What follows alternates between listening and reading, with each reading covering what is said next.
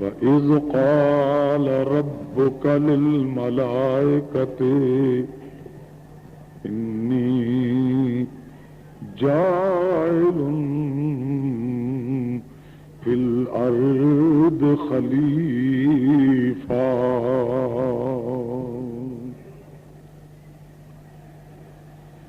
قالوا وتجعل فيها من يفسد فيها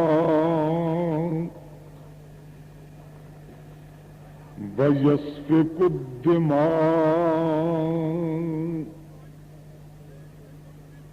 ونحن نسبح بحمدك ونقدس لك قال إني أعلم ما لا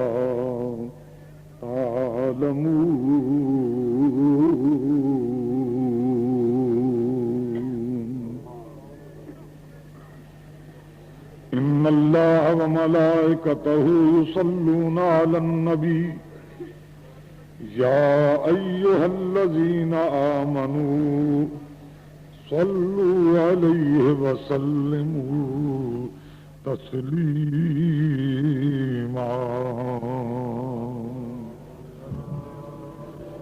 الصلاة والسلام عليك يا رسول الله وسلم عليك يا حبيب الله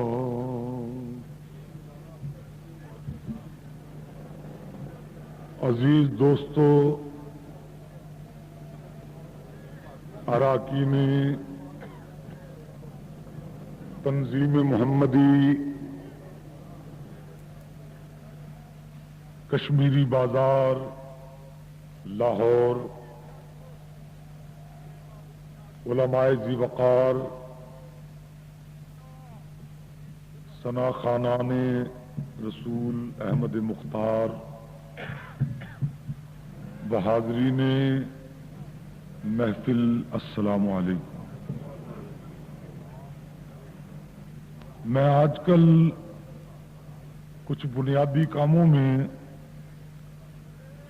اس طرح مصروف ہوں کہ عام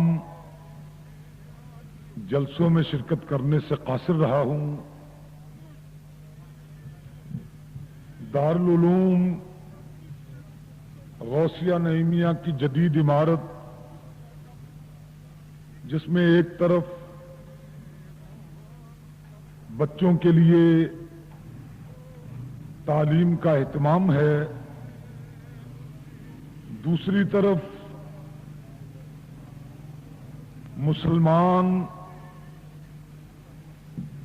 اہل سنت کی بچیوں جو میٹرک تک تعلیم یافتہ ہوں ان کے لیے ایک عالمی سطح پہ ایک کورس شروع کیا گیا ہے 2 سال کا، جس میں صرف، نحو، فقہ، ترجمہ اور تفسیر اور حدیث، تجوید و قرأت کا کورس پڑھایا جاتا ہے۔ اس سلسلے کی تعمیر کے سلسلے میں عمارت کی شدید مصروف ہوں، اس لیے میں باہر نہیں جاتا، لیکن تنظیم محمدی صلی اللہ علیہ وسلم کے جیالے کارکنوں کی دعوت کو میں رد نہ کر سکا۔ جناب فرخ صاحب اور ان کے رفقائے کار جتنے بھی ہیں، جن کے میں فردن نام نہیں جانتا، یہ نمائندہ بن کے سیالکوٹ میرے پاس پہنچے۔ میرے چونکہ دیرینہ روابط ہیں ان دوستوں سے، اس لیے میں حاضر ہو گیا۔ رات کے 12 سے اوپر ہو چکے ہیں، تھوڑی دیر بیان کروں گا۔ یہ دن منایا جا رہا ہے اس شخصیت کا جس کا وصال جمادی الثانی میں ہوا اور ثانی اس لیے فضیلت حاصل کر گیا کہ وہ ثانی اثنین بھی تھا۔ قرآن پاک نے حضرت صدیق اکبر رضی اللہ تعالی عنہ کے فضائل میں بے شمار آیات نازل کی ہیں۔ آپ فاضل مقررین سے مجھ سے پیشتر خلیفہ اول حضرت صدیق اکبر رضی اللہ تعالی عنہ کے محاسن اور فضائل سن چکے ہیں۔ ان کارناموں میں ایک بڑا کارنامہ حضرت صدیق اکبر رضی اللہ تعالی عنہ کا حضور سرکار دو عالم صلی اللہ علیہ وسلم کی ختم نبوت کا تحفظ تھا۔ حضرت صدیق اکبر رضی اللہ تعالی عنہ نے ان تمام فتنوں کو دبایا، ساتھ ہی منکرین ختم نبوت کا مقابلہ کیا، اور میں یہ کہہ سکتا ہوں کہ ختم نبوت کا مسئلہ حل کرنے کے لیے اس وقت بھی اس ملک پاکستان میں کسی صدیق کے غلام کی ضرورت ہے۔ آج کا مسئلہ جو اس وقت بھی ملک میں موجود ہے وہ مرزائیوں کی بڑھتی ہوئی طاقت ہے، جو مسلمانان پاکستان کہ انشاءاللہ تعالی اس ملک پاکستان اہل سنت و جماعت وہ ہیں جن کی ڈیوٹی قدرت نے لگائی ہے تحفظ ختم نبوت کے لیے۔ ہم ہی دعویٰ کر سکتے ہیں کہ ہم انشاءاللہ تعالی حضور علیہ الصلوۃ والسلام کی ختم نبوت کا تحفظ کریں گے، اور اس کی دلیل بھی ہے، وہ یہ ہے کہ ختم شریف چیز سامنے رکھ کے فاتحہ درود کے ہم قائل ہیں۔ ہم کہتے ہیں کبھی 11ویں کے طور پہ، کبھی 12ویں کے طور پہ، کبھی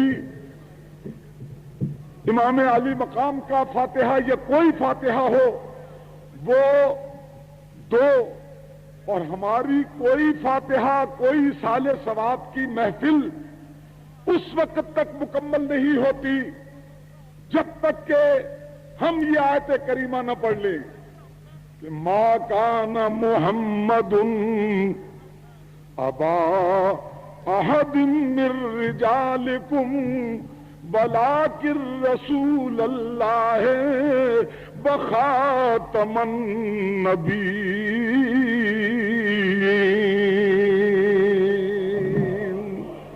ذرا بلند آواز سے، اونچی آواز سے، اس لیے جس کا ختم، جس کا ایصال ثواب کی محفل، جس کے عقیدے کی تکمیل ختم نبوت کی آیت کے بغیر نہ ہوتی ہو، وہی جماعت، وہی طبقہ، وہی مسلک اس ملک میں بھی اور پوری دنیا میں انشاءاللہ تعالی ختم نبوت کی حفاظت کرے گا۔ اور رب العالمین نے بے شمار فضائل بیان کیے۔ ایک آیت کریمہ تو وہ میں نے پڑھی آپ کے سامنے جس کا ترجمہ سنیے۔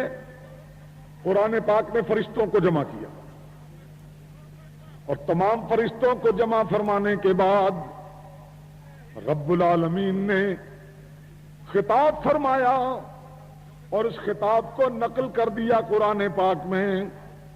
سنیے قرآن، رب العالمین فرماتا ہے وَإِذْ قَالَ رَبُّكَ لِلْمَلَائِكَةِ إِنِّي جَاعِلٌ فِي الْأَرْضِ خَلِيفَةً۔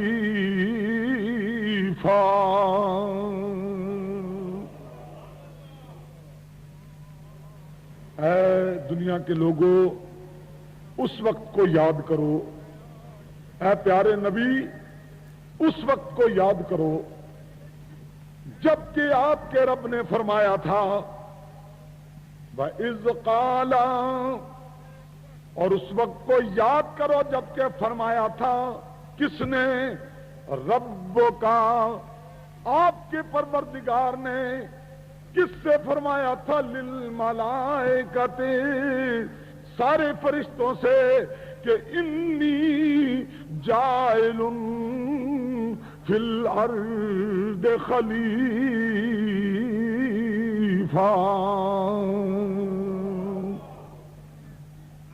رب العالمین نے فرمایا اے فرشتوں میں دنیا میں اپنا خلیفہ بنانا چاہتا ہوں، اے فرشتوں میں دنیا میں اپنا نائب بنانا چاہتا ہوں۔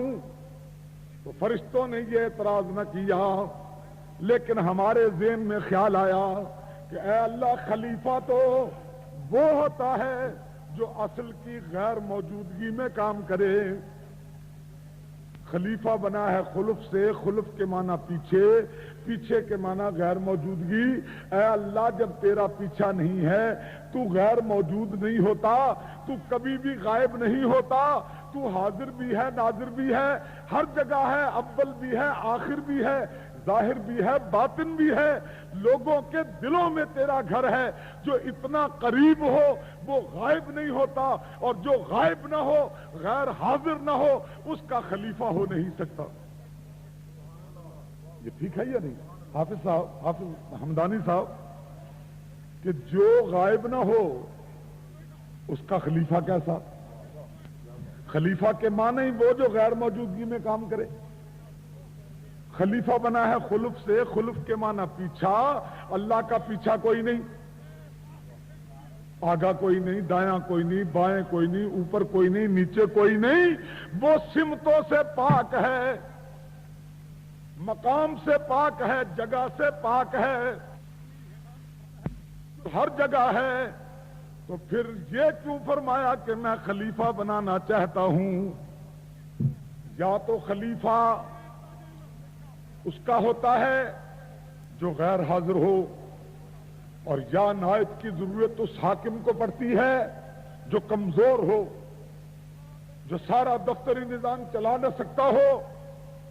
ایک افسر ڈپٹی کمشنر مقرر کر دیا جائے، وہ سارا نظام نہیں چلا سکتا، وہ پھر اپنے دفتر کے نظام کو چلانے کے لیے کسی سے کہتا ہے تو سپرنٹینڈنٹ ہو جا، کسی کو ہیڈ کلرک کی ڈیوٹی دیتا ہے، کسی کو ٹائپسٹ کی ڈیوٹی دیتا ہے، کوئی ڈاک کا ہرکارہ ہوتا ہے، کوئی مفت کلرک ہوتا ہے۔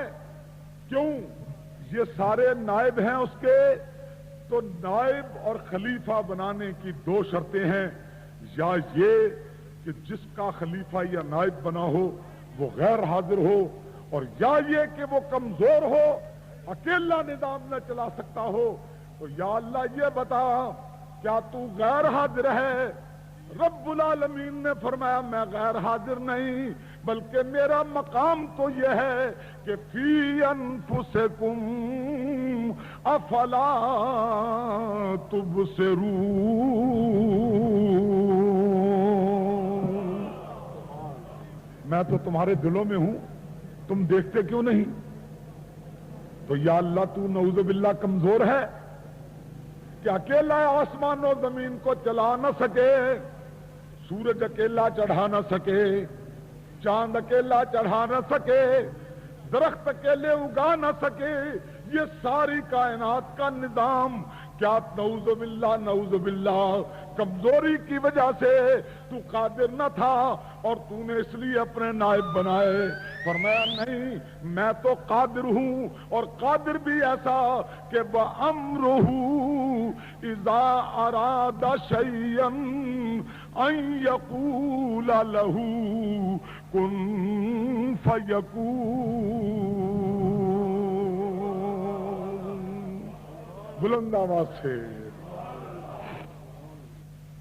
کہاں سے لائے گا قاصد دہن میرا زبان میری. قرآن کہتا ہے شعروں سے نہیں، فصاحت و بلاغت کے دریا سے نہیں، کسی بڑے مقرر کی زبان سے نہیں. کیوں؟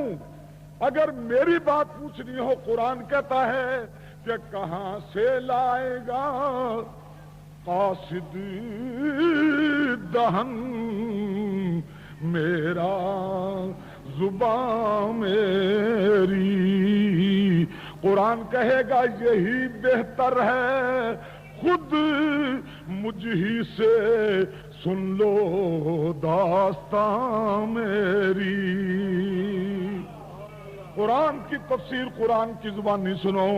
قرآن پاک فرماتا ہے کہ نہ وہ غیر حاضر ہے، دلوں میں رہنے والا غیر حاضر کیسے ہوگا، اور نہ وہ کمزور ہے. کیوں کہ تمہاری حکومتیں ہیں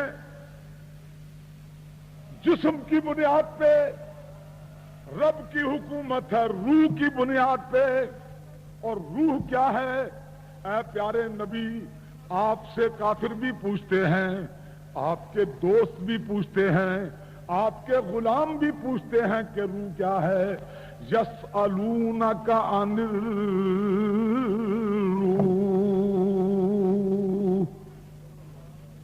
آپ سے پوچھتے ہیں روح کیا ہے. روح کیا چیز ہے؟ جب آپ روح کا درس دیتے ہیں، روحانیت روحانیت جسمانیت کو ترک کر کے روح کا درس دیتے ہیں، تو آپ سے پوچھا جاتا ہے کہ روح کیا ہے. یسألونک عن الروح. تو اے نبی جب آپ سے یہ سوال کریں تو جواب آپ کیا دیں؟ قل الروح من امر ربی.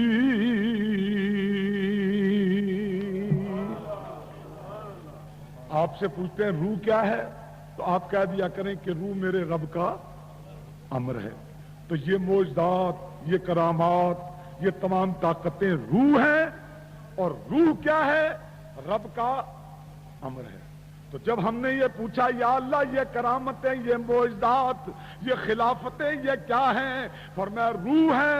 تو پوچھا روح کیا ہے؟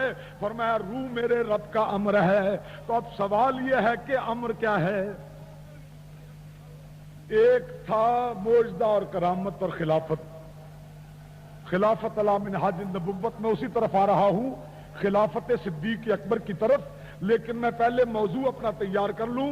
اگر آپ نے میرے اس موضوع پہ غور کیا تو انشاءاللہ تعالی صدیق اکبر کی عظمت کا سکہ دلوں پہ بیٹھ جائے گا قرآن کی روشنی میں. یہ خلافت کیا ہے؟ یہ معجزات کیا ہیں؟ یہ کرامات کیا ہیں؟ یہ تمام بلندیاں کیا ہیں؟ فرمایا روح. تو پوچھا روح کیا ہے؟ یسألونک عن الروح قل الروح من امر ربی. روح کیا ہے؟ میرے رب کا امر. تو پوچھا گیا امر کیا ہے؟ خلافت کا پتہ لگ گیا، معجزات کا پتہ لگ گیا کہ یہ روح ہے. اور روح کیا ہے؟ رب کا، بولو، رب کا امر. تو اب پوچھنے والے نے پوچھا ہے اللہ امر کیا ہے؟ تو قرآن پاک فرماتا ہے وَأَمْرُهُ. سنو قرآن، وَأَمْرُهُ، اس کا امر یہ ہے اذا اراد. امر کیا ہے؟ اس کا ارادہ. تو معجزہ کیا تھا؟ روح. اور روح کیا تھی؟ بولیے، امر. اور امر کیا تھا؟ ارادہ. وَأَمْرُهُ إِذَا أَرَادَ. تو اے اللہ ہمیں یہ بھی پتہ لگ گیا خلافت کیا ہے، ہمیں یہ بھی پتہ لگ گیا روح کیا ہے، ہمیں یہ بھی پتہ لگ گیا امر کیا ہے، ہمیں یہ بھی پتہ لگ گیا کہ امر ارادہ ہے. لیکن اے اللہ یہ بتا ارادہ کیا ہے؟ سوال بڑھتا چلا گیا، ارادہ کیا ہے؟ تو قرآن نے جواب دیا وَأَمْرُهُ إِذَا أَرَادَ شَيْئًا، اس کا امر یہ ہے کہ وہ ارادہ کرے شے کا. شے کیا ہے؟ ہم اس کا ترجمہ کریں گے چیز، لیکن اصل میں یہ چیز تو فارسی ترجمہ ہے. عربی کے اندر شیئن کے معنی ہے شاء، شیئن بنا ہے شاء سے، تو اس کا مطلب یہ ہوا اذا ارادہ ما یشاء، یعنی اللہ کا امر یہ ہے کہ وہ ارادہ کرتا ہے. ارادہ کیا ہے؟ وہ جو چاہے. تو اس کا مطلب یہ ہوا کہ معجزہ اور خلافت روح ہے، روح امر ہے، امر ارادہ ہے، اور ارادہ مشیت ہے. ارادہ مشیت خداوندی ہے. وَأَمْرُهُ إِذَا أَرَادَ شَيْئًا، ارادہ ہے مشیت. مشیت مانے چاہنا، یعنی جس کو وہ چاہے وہ ارادہ کرتا ہے، اور جب ارادہ کرتا ہے تو امر ہوتا ہے، جب امر ہوتا ہے تو روح ہوتی ہے، جب روح ہوتی ہے تو خلافت ہوتی ہے. اب یہ اس طرح ترتیب ہے قرآن پاک کی، کاش کہ ہم قرآن میں غور کریں. خلافت کیا ہے؟ روح. روح کیا ہے؟ امر. امر کیا ہے؟ ارادہ. ارادہ کیا ہے؟ مشیت. جب مشیت ہوگی تو ارادہ ہوگا، جب ارادہ ہوگا تو امر ہوگا، جب امر ہوگا تو روح ہوگی، جب روح ہوگی تو خلافت ہوگی. اچھا، اب ہم نے پوچھا اللہ خلافت کا بھی پتہ لگ گیا، روح کا بھی پتہ لگ گیا، امر کی خبر بھی ہو گئی، ارادے کی خبر بھی ہو گئی. تو نے فرمایا ارادہ مشیت ہے. اب مشیت کیا ہے؟ مطلب یہ ہے کہ اب بندے پوچھتے ہیں کہ مشیت ہے چاہنا، مشیت ہے تیری رضا. تو اے اللہ تیرے بندے پوچھتے ہیں بتا تیری رضا کیا ہے، ہمیں یہ بتا تیری مرضی کیا ہے، تیری مشیت کیا ہے. تو فرماتا ہے وَأَمْرُهُ إِذَا أَرَادَ شَيْئًا أَن يَقُولَ.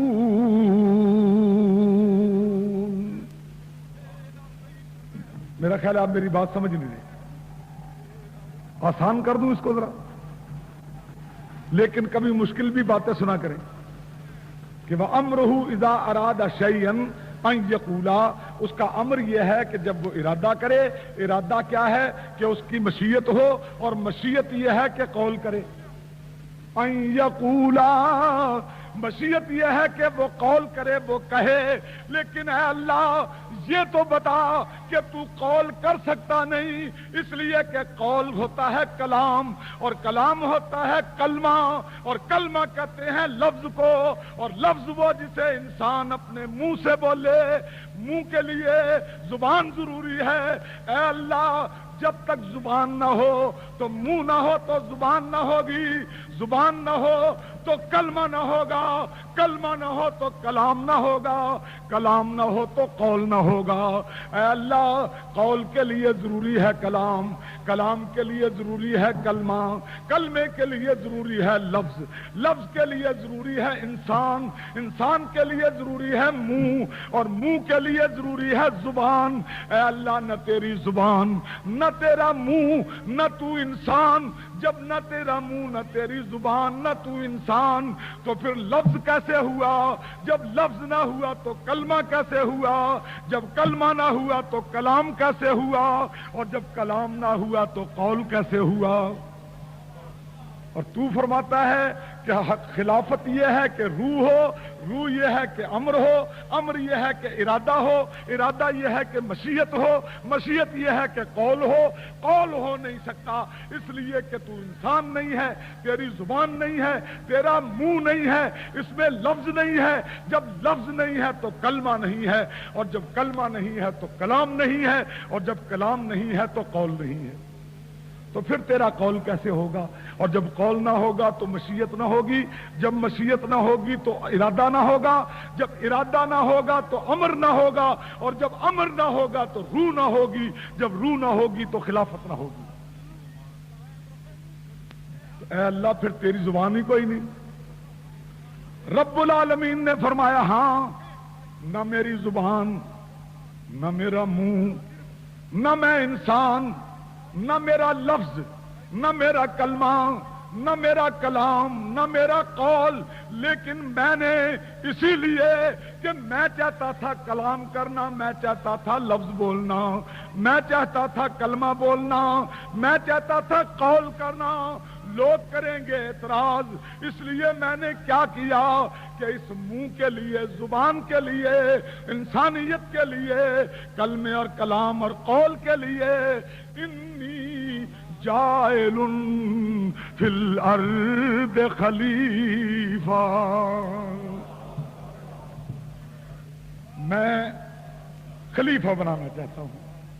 ہائے ہائے، میں بولو خلیفہ بنانا چاہتا ہوں، اس لیے کہ میں لفظ بولنا چاہتا تھا، میں قول کرنا چاہتا تھا، میں کلام کرنا چاہتا تھا، لیکن میری ذات کلام سے بلند تھی، میری ذات قول سے بلند تھی، میری ذات زبان اور منہ اور انسانیت سے بلند تھی، اور اس کے بغیر لفظ نہیں ہو سکتا، جب لفظ نہ ہو تو قول نہیں ہو سکتا، اور میں نے قول کرنا تھا، اس لیے میں نے کیا کیا کہ انی جائل فی الارض خلیفہ۔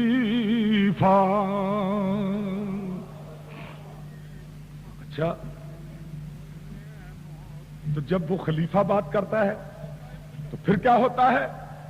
خلیفہ بولتا ہے تو میں بولتا ہوں، اور جب میرا خلیفہ بولتا ہے تو لوگ کہتے ہیں یہ بات محمد کی ہے، لیکن میں کہتا ہوں یہ قرآن جسے کلام اللہ کہتے ہو، اگر اصلیت کی طرف آؤ تو یہ کلام اللہ کیا ہے؟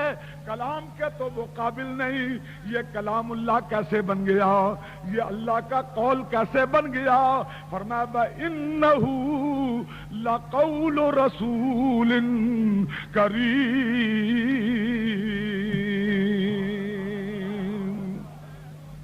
وَإِنَّهُ لَقَوْلُ رَسُولٍ كَرِيمٍ۔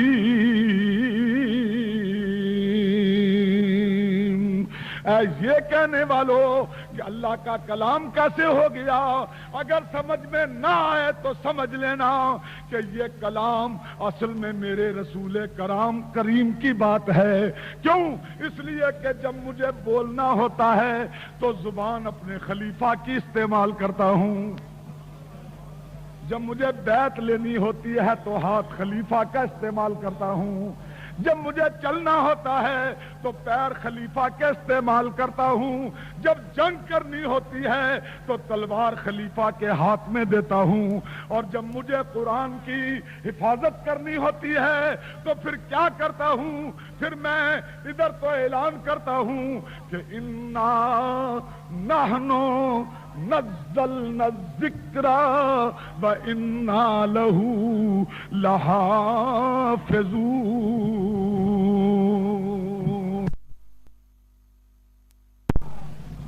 جب مجھے حفاظت کرنی ہوتی ہے اپنے قرآن کی تو میں کہتا ہوں محافظ میں ہوں، لیکن یا اللہ یہ بتا کہ تو نے قرآن کی حفاظت کے لیے کسے پیدا کیا؟ فرمایا میں نے نبی کے غلاموں میں سے صدیق کو پیدا کر دیا، اور جب میں نے حفاظت قرآن کا ذمہ اپنے لیا میں نے صدیق سے کہہ دیا کہ اے صدیق تیرا نبی میرا خلیفہ، تو میرے نبی کا خلیفہ، اس لیے حفاظت تو میرے ذمہ تھی، لیکن تو قرآن کو جمع کر لے تاکہ پتہ لگ جائے کہ جمع قرآن جو میرا کام تھا وہ بھی میں خلیفہ سے لوں گا، کیونکہ انی جائل فی الارض خلیفہ۔ اب یہ سارے کام تیرے ذمہ ہوں گے، جمع قرآن تو کرے گا، ختم نبوت کا انتظام تو کرے گا، مانعین زکوٰۃ اور مرتدین سے تو نپٹے گا، اس لیے کہ لوگوں کی نظر میں تو ابو بکر ہے، مسلمانوں کی نظر میں تو صدیق ہے، اور خدا کی قدرت کی بارگاہ میں تو خلیفہ ہے، اور خلیفہ کا کام ہوتا ہے اپنے اصل کی ڈیوٹی کو سنبھال لینا۔ اچھا، اب یہ ثابت ہو گیا، اب تھک تو نہیں رہے، یہ بات ذرا بہت مشکل کر رہا ہوں، لیکن کشمیری بازار کے نوجوان وہ لوگ जिन्होंने अपनी जान हथेलियों पर रख के मसलक मुस्तफा के लिए कुर्बानियां दी हों, वो कैसे हो सकता है कि इस फकीर की आवाज से कुरान सुने और कुरान उनके दिलों में ना उतर जाए? इसलिए मुश्किल बात भी आप समझ रहे हैं, और मैं मुबारक देता हूं उन नौजवानों ने तंजीम मोहम्मदी सल्लल्लाहु अलैहि वसल्लम को, जिनकी कोशिशों के नतीजे में आज इस फकीर की मुश्किल गुफ्तगू तमाम लोग समझ रहे हैं। अल्लाह ताला सबको जज़ाए खैर अता फरमाए। तो मैं ये कह रहा था कि खिलाफत थी रूह, मौजू मेरा वही है, लेकिन हजरत सिद्दीक अकबर रज़ी अल्लाह ताला अन्हु के फजाइल बयान करने का एक तो वो तरीका है जो मैंने वो एक नया तरीका अख्तियार किया है। मैं कुरान की रोशनी में पूछता हूं खिलाफत चीज क्या है और खलीफतुल्लाह कैसा होना चाहिए, खलीफतुर रसूल का मकाम क्या होना चाहिए। आइए, खिलाफत थी रूह, बोलिए खिलाफत क्या थी? और रूह है अम्र रब्बी, और अम्र क्या है? इरादा, और इरादा क्या है? मशीयत, और मशीयत क्या है? कौल। बोलो मशीयत क्या थी? कौल। और रब्बुल आलमीन ने कौल के लिए खलीफा बनाया। अब वो खलीफा क्या करता है? अन यकूल लहू कुन, वो कहता है कुन। कौन? अल्लाह। लेकिन काफ और नून का तलफ्फुज, इसका मखरज, ये काफ नून जितने हुरूफ है ना, ये तमाम इस मुंह और जुबान और दांतों के अंदर घूम रहे हैं। कारी क्या पढ़ाता है? कारी ये पढ़ाता है कि जब अलिफ बोलो तो कहां से बोलो, काफ बोलो तो कहां से निकालो, काफ